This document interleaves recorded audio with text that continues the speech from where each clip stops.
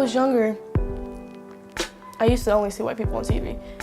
And I thought I was weird because I never seen any other black people but the black people I lived around. And then like when I finally did start seeing people, I'm like, how did they do that? How did they get there? How did they get in the TV?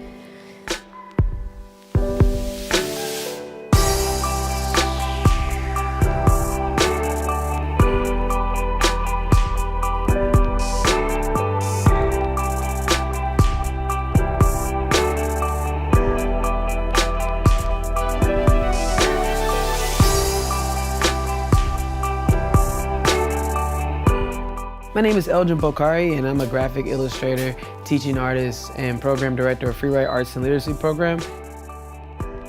Today we're at First Aid Comics, which is one of my favorite comic book stores in Hyde Park and in the whole city of Chicago, to be honest. It's not the biggest store in Chicago that sells comic books. However, it probably, in my opinion, has the most variety in the city. You know, everybody should be able to look at a comic and like, oh look, that's me, that's awesome, that's rad, there's a hero that looks like me. And so we've tried to address that by making sure that we have comics that reflect the readers who are coming in. I kind of want to use this opportunity to talk a little bit about like what is out there, a little bit of the history of like characters of color. I wanted to make sure that she knew that there are people that are out there are characters of color that are great. And finding the balance into telling people of color, then telling their own stories. So what Marvel characters are you into? And like, which ones stand out to you? I know mostly about the X-Men. Because Okay. I heard the origin story for the X-Men was that they were supposed to be like black people in the 1980s. I mean, 1960s. There you go, there you go. And Professor X is supposed to be Martin Luther King, and Yep. Magneto is Malcolm X. Absolutely, good job, right? When my uncle died, he left all his X-Men comics to me in his will. Storm was the first black character I ever heard of. That's kind of what drew me to him too. I loved how they made her the strong, independent, take no BS type of person. Do you know who the first black comic book character is? Was it John Henry? I'm not thinking something else. Actually, I'm glad you said John Henry. Do you know who is John Henry? It was interesting. He was trying to beat a machine to fix a railroad. So him and his people wouldn't get fired, and then he ended up dying trying to do it. Yep. So John Henry was what you would call a folklore legend. John Henry was used as a means of saying, hey, which is more important, the working man or these new machines that are being put in? So he was like, not only do you not need these machines, but I'm actually stronger and faster than any of these machines that are here. You know what I'm saying? The second person I was gonna tell you about after that, is the first comic book character to have his own series was a dude by the name of Lobo. But Lobo is like a cowboy western comic book. You ever heard of The Lone Ranger before? Oh, I saw the movie. What if I told you The Lone Ranger was actually based off a black man? Oh. Mm-hmm. And then you think about Lobo being the first African-American character to have his own comic book. But unfortunately, the reason why that comic didn't do so well is because no one, the comic book stores did not want to put them out. They saw a black face on the shelf and they was like, no. Oh. See what I'm saying? When you think about that, getting to the first black comic book character, which is Black Panther. So he's the first comic book superhero to basically have his own comic. What's the difference between this character and this character? What do you mean? What in particular about the image in itself? The image kind of looks the character. same. How about that? His hair? Is he wearing a mask? Oh, no. He's wearing a mask, though. Uh-huh. What was the problem that happened with Lobo's comic book in particular? Oh, they saw a black face and they didn't want it. But he has a mask, so you can't tell if it's black or not. In my opinion, it feels like they put a mask on his face because no one would really know until they opened up the book whether or not that person was black or not. So I mean, you have to give this person a chance. Oh. That's crazy. You know what I'm saying? Just like everybody else, you know, you have to find yourself within comics. And I necessarily didn't really like Batman that much more, that I was more interested in the story of Robin because I saw myself in those characters, you know?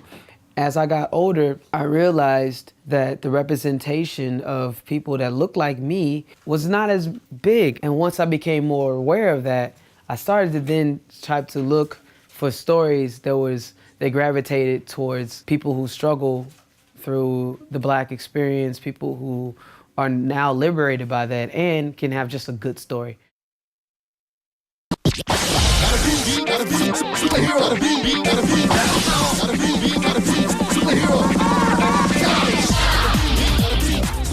When I was younger, this cartoon came on. It was called Static Shock, and I was watching. I was like, he's Black.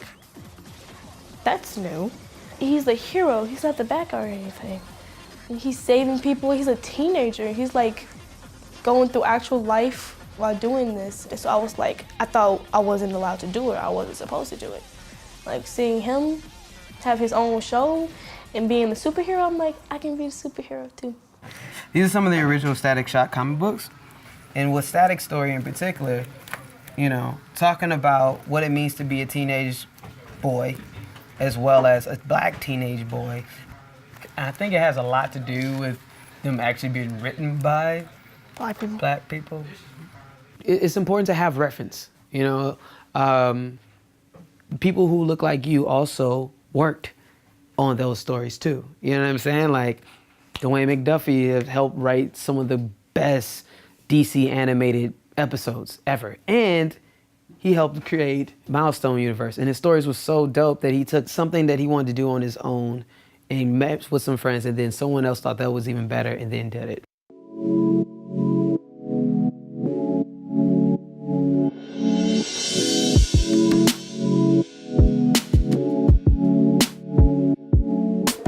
So this booklet is some of the best Black independent comic book creators all over America.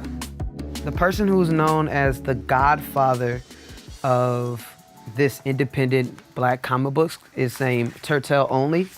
He wants to make sure people that understand that you don't need Marvel or DC in order to tell your story. You know what I'm saying? Like you can do it your own, you can put on your own shows and be successful at it. This is Shawnee Lane, it's really, really dope style.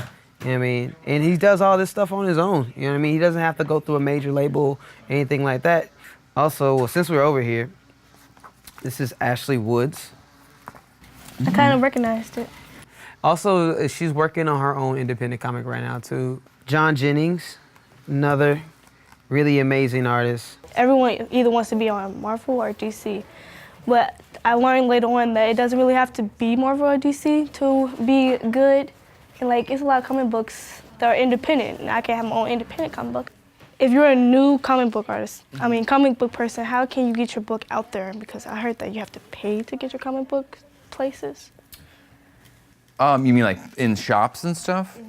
Well, what we do is we do it by consignment when it's an unknown creator that we don't know or don't have any sales history for. I really think the best way to get started is being online where you don't have that cost, because the printing costs are really tough. So many people read digitally now, especially when they're trying new things. People don't like to spend $3-4 on a book, but they'll download it digitally. You know, so it's a great way to get started, I think. I think we live in a generation right now where, since we have so much access to everything, you know, it's like the question often comes up, well, where the heck do I start? You know what I mean? Like, we become a tad bit lazy in our teaching practice, you know?